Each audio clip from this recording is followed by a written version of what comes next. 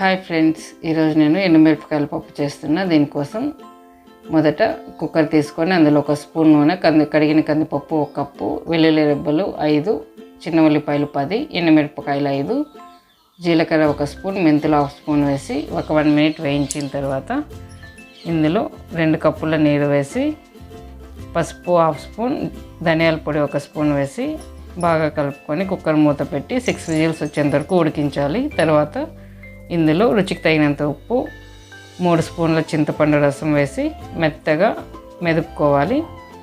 ఇందులో మనకు కావాల్సినంత నీరు వేసుకొని దీనికి పోపు వేసుకోవాలి. ఇప్పుడు స్టవ్ ఆన్ చేసి కడాయి పెట్టి 3 స్పూన్ల నూనె, 1 స్పూన్ ఆవాలు, కట్ చేసిన చిన్న ఉల్లిపాయలు, కరివేపాకు వేసి పోపు బాగా వేగిన తర్వాత మనం ఆల్రెడీ మెదుపుకున్న పప్పులోకి వేసుకుంటే ఎంతో రుచికరమైన పప్పు రెడీ.